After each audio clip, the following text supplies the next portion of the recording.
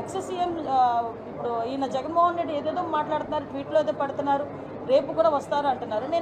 నేను direct question అండి, doctor Sudhakar అనే వ్యక్తి మాస్క్ అడిగిన పాపానికి నడి రోడ్డు మీద రెక్కలు విడిచి చొక్కా ఇప్పి కొట్టిన సందర్భం మర్చిపోయారా? మరి ఆ రోజు ఎందుకు మాట్లాడలేదు జగన్మోహన్ రెడ్డి?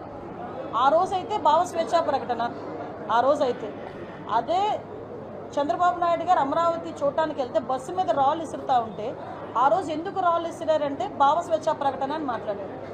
అదే పోలీస్ డీజీపీ ఆఫీస్కి పక్కనే ఉన్న మా సెంట్రల్ ఆఫీస్ మీద దాడి చేస్తే మా కార్యకర్తలకి బీపీ వచ్చింది అన్నారు.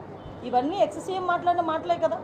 ఈరోజు ఇప్పుడు అదే వరప్రసాద్ అని, మన రాజమండ్రిలో వరప్రసాద్ అని ఇసుక మాఫియా గురించి మాట్లాడితే పోలీస్ స్టేషన్లో కూర్చొని శిరోముండనం చేస్తే మరి ఆ రోజు ఎందుకు మాట్లాడలేదు? దళిత నాయకుడు, ఆ రోజు దళితులు ఎందుకు శిరోముండనం చేశారు అని చెప్పి ఆ రోజు ఎందుకు మాట్లాడలేదు?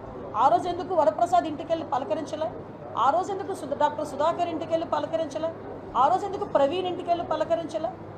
అంటే పులివెందల నాగమ్మ అనే అమ్మాయిని చాలా బ్రూటల్గా హత్య చేస్తే మేము వెళ్తే మా మీద అట్రాసిటీ కేసులు పెట్టారే.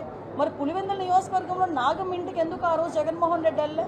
ఈరోజు రాజకీయ లబ్ధి గురించి కులాలని మతాలని రెచ్చగొట్టడానికి మాత్రమే ఈరోజు తప్పు చేసిన వాడి ఇంటికి, అదేవిధంగా గాంజాయి బ్యాచ్ వాళ్ళ ఇంటికి వెళ్తున్నాడంటే అతని బ్యాక్గ్రౌండ్ ఏంటో మనం కూడా ఆలోచించుకోవాలి, ప్రజలు కూడా ఆలోచించుకోవాలి.